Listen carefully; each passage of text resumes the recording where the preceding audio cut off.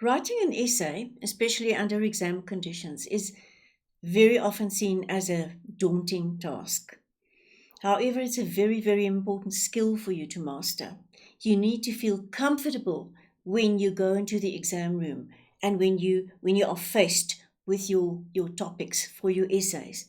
We're going to try and help you become comfortable with the thought of writing an essay. Let us first have a look at the essay and what it's all about. Important to remember that even if it is a task given for continuous assessment, or whether it's exam, the essay is usually written under exam conditions. And you have about 80 minutes to write an essay from beginning to end. So be aware of the time limit and of these restrictions. Doing process writing under different conditions where you are perhaps given a task to be done at home, you can actually write the essay, do all the planning, write the essay, rewrite it, refine it, etc., etc. But very, very often you won't get a chance to do that, and you are going to have to reduce whatever you know about writing an essay to doable steps. So just for clarity, in grade 12, you have to write an essay of 400 to 450 words. Note, 400 to 450, approximately, right? In grade 11, the requirement is 350 to 400 words. And in grade 10, it's 300 to 350. They are all assessed in the same way. 30 marks will be for your content and your planning, right? 15 marks will go towards language, style, and editing, right? So that is assessed out of 15. There is a grid which markers use, and you can easily find that if you go onto the internet and find a memo of a matric paper or something. It's there if you want to go and scrutinize that properly. And then, of course, there's 5 for structure, and that has to do with cohesion and, how well the parts fit together, etc. And for that, you get a mark out of 5. Eventually, though, it counts 50 marks, which is quite a lot of marks. And what it tests is it puts all your language skills into practice. Everything you've learned in the language section comes into play. Everything. Because, as you can see, it gets assessed. And it also expects of you to communicate by writing in a very clear way, in an accurate way, and in an imaginative way. Now, that's quite a mouthful. The thing is, you must become comfortable with writing an essay. And here are a few pointers for you. My first advice is to know yourself. I repeat, know yourself. Know all sorts of things about yourself. Something very ridiculous, you might think it's ridiculous, is, do you know approximately how many words you write per line? You. How many words do you write per line? You might have a very small handwriting or a bigger handwriting, but you're going to have to do this check ever so often when you practice your writing. Take 10 lines, get the average and tell yourself, well, I write 10 words a line, 10, 11, around there, words a line. That is going to give you an idea how long or how far along in the page you can actually work. Because you can work out, if you write 400 to 450 words, where must your essay more or less end?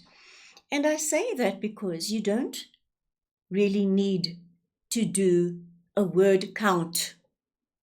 Okay? Many learners sit there with a calculator and they do word counts all along. They're wasting time and they are spreading their concentration. It's not necessary. Just know that you are approximately where you should be. Nobody is going to penalize you for going a little bit over or being a little bit short. It doesn't matter because it's between 400 and 450 words. And you will know, if you know yourself, how long in your handwriting. It'll be one page and perhaps 3 or 4 lines or whatever. You must figure that out. Let me tell you, that's a great stress reliever if you already know that. Know that, please. It helps you to plan and to organize your structure better, and it avoids these millions of word counts. Can you imagine how much time goes to waste when you do that? You must know what makes you tick. You must know what your interests are, what your feelings are about the world, about people, about anything around you. So know what makes you tick and put together lists of words, of phrases, of sayings, of images that resonate with your soul. Because when you respond to a certain topic, you're going to feel drawn towards that topic because it resonates with you. So think what you like. What is your favorite image, your favorite bird, your favorite animal, your whatever? All sorts of things. Make little notes on this always. Have a little notebook handy or a page with that. Your sports, for instance, and ask yourself what gives meaning to your life. Philosophical things as well. The third thing that you must know about yourself is your favorite style of writing. Some people can, for the life of them, not write an argumentative essay. They just feel that's too much. They cannot do that. Others think that is the easiest option, and that is my favorite option because I like to argue and I like arguments. So that is my favorite style. So the argumentative or the discursive would suit them well.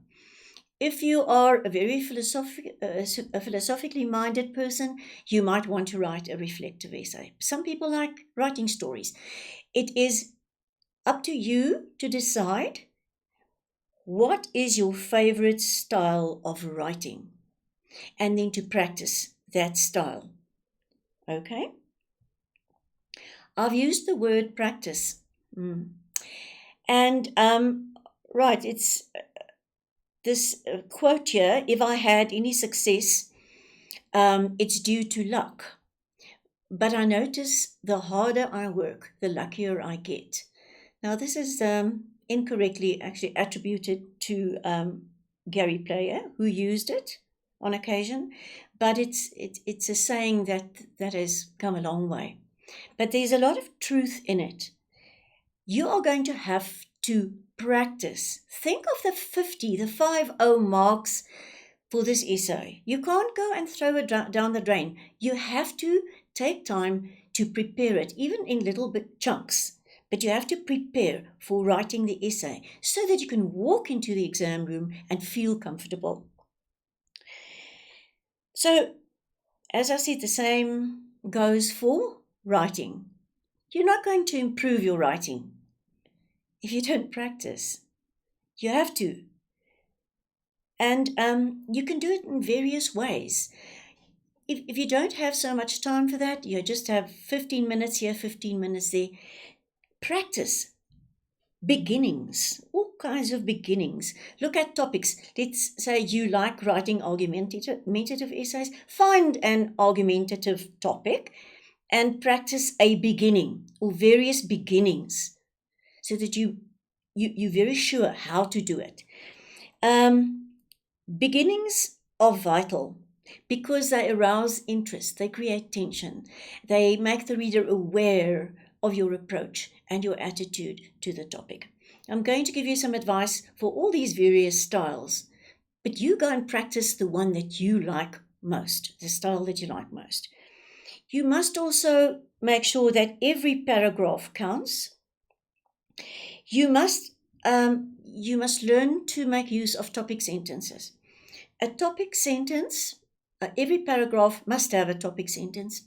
And in that topic sentence, you'll find the essence of everything that is elaborated upon in that paragraph.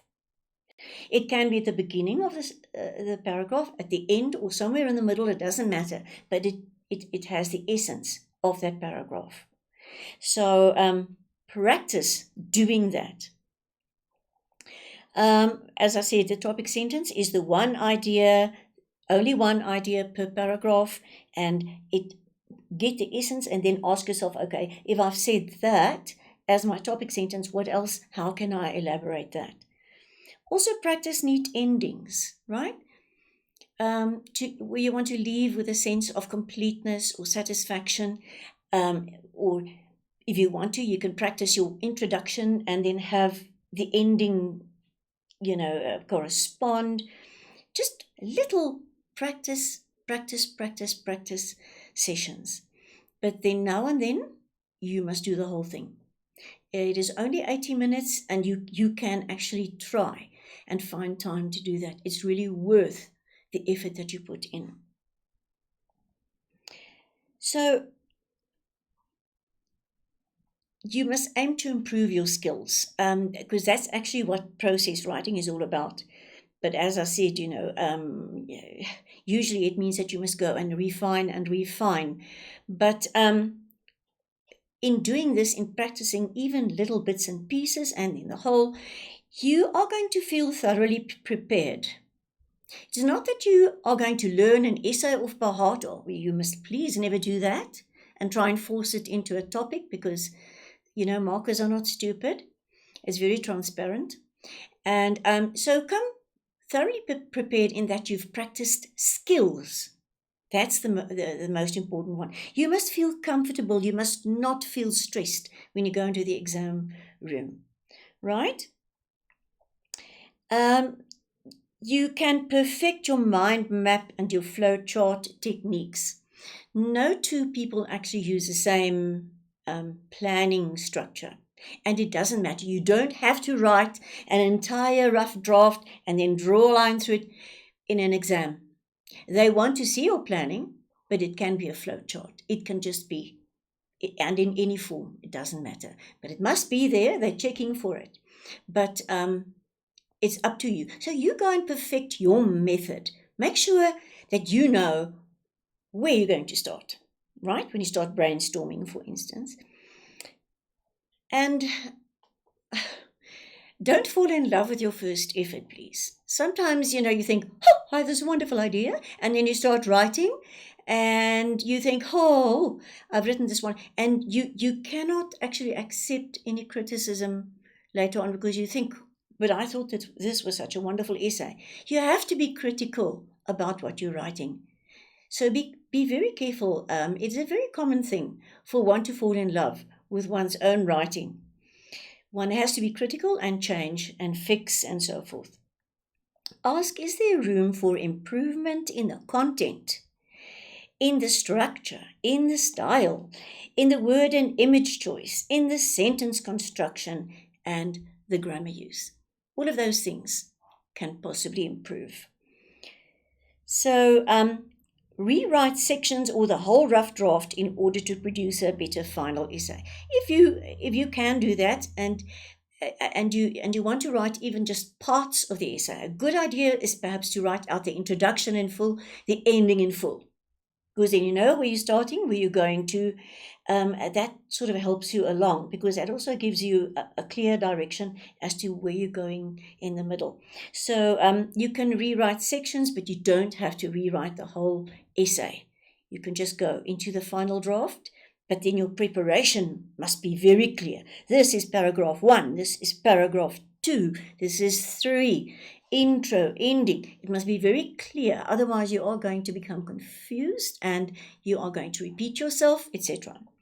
So practice your proofreading and editing skills. That can also be practiced. Always do that when you write an essay, and in your first draft, make sure that you proofread, that you edit. And finally, then read some of your efforts to a friend for advice. Very often, friends can be very helpful, and they will perhaps give you criticism, but learn from it. You don't need to take the criticism. You can say, no, I don't agree with you, but blah, blah, blah. But some talk is very helpful in this regard. That's it.